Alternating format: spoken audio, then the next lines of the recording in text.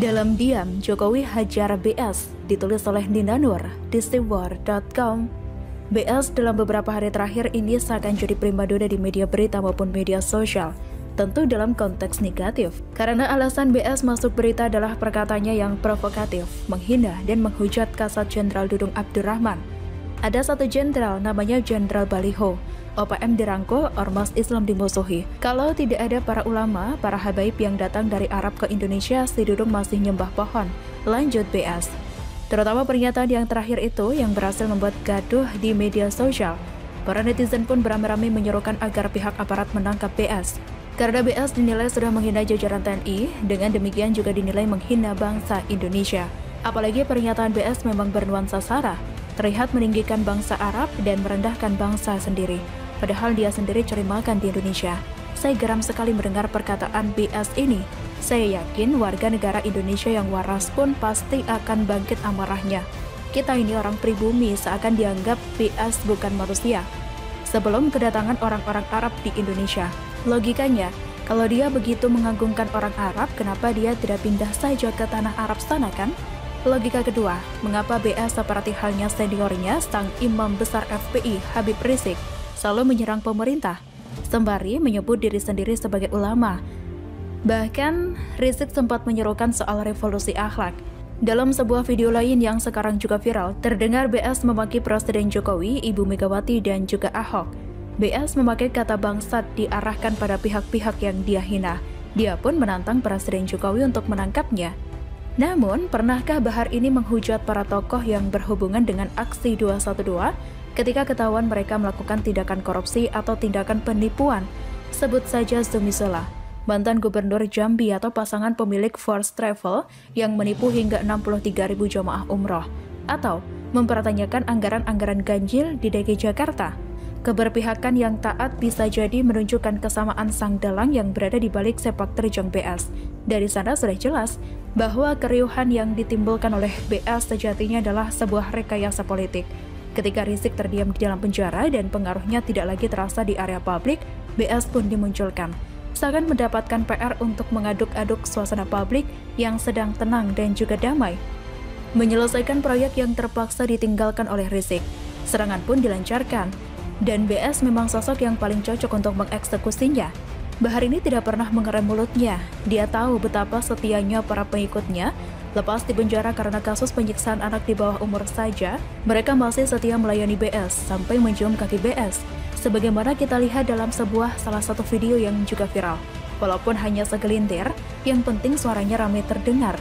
Menyambut gelagar ceramah provokatif dari BS, menyerukan takbir bersama BS. Tinggal dibikin dalam bentuk video dan disebarkan, seakan pengikut dan pendukung BS ini berjuta-juta. Ini yang namanya propaganda politik memakai kedok agama. Tujuannya apa? Tidak lain untuk menghipnotis rakyat Indonesia yang mayoritas beragama Islam, untuk mengaburkan bahkan menghapuskan berbagai prestasi dan hasil kerja pemerintahan Presiden Jokowi, untuk menimbulkan kebencian rakyat terhadap pemerintah, termasuk Polri dan juga TNI, untuk memancing ketidakpercayaan masyarakat terhadap pemerintah, untuk mengikis pengaruh kuat para pemenang sah pemilu, untuk membuka jalan bagi kemenangan pihak lain di pemilu mendatang. Ya, bisa jadi arahnya juga ke sana. Apakah propaganda yang dieksekusi oleh BS ini sukses dalam membangkitkan kebencian rakyat terhadap pemerintah, Polri, ataupun TNI? Bagaimana menurut Anda? Saya kira sih tidak. Masih ingat ketika Jenderal Dudung menurunkan baliho Rizik?